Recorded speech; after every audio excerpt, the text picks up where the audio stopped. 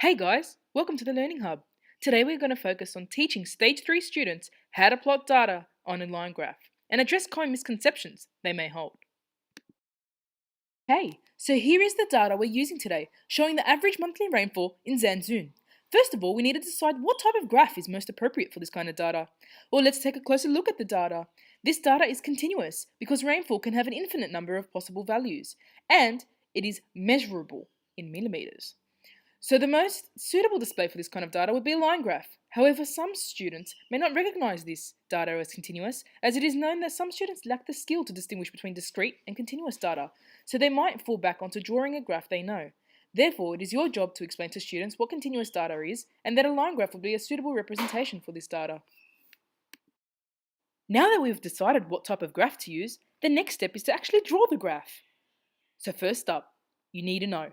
Students commonly struggle with labeling the correct axes. Naming and labeling the axis is part of the Stage 3 content.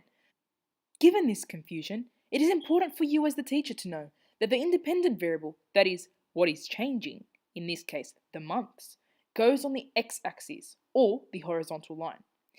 And the dependent variable, that is, what is being measured, in this case, the average rainfall, goes on the vertical line, or in this case, the y-axis. To help your students remember, say label across, measure up. Label across, measure up, label across, measure up. Don't judge, it's catchy. When labeling the axis, it is important to clarify that there must be equal spacing between intervals on both axes. Equal spacing on the axis is a part of Stage 3 content. This is where the markings on a ruler would come in handy. So for this tutorial, we'll be leaving 5cm gaps between each labelled month. Now for labeling the y-axis. Students commonly struggle with determining which scale to go up by. Determining scale is an important part of mathematical reasoning in Stage 3. To teach this, draw students' attention to the range of numerical data and any common multiples they might find, like multiples of 2 or multiples of 5. Students can then use this to determine scale.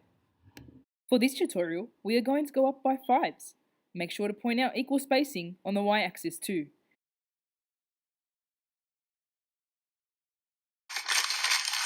Now to plot your data on the graph. Don't forget to tell students to join their plotted dots with a line because it's continuous data.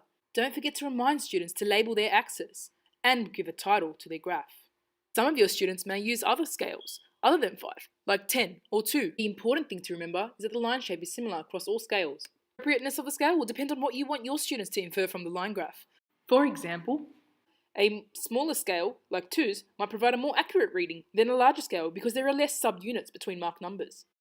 Don't forget to teach your students how to decide on a graph based on data, name and label axes, use equal spacing, and determine scale. Thanks for watching.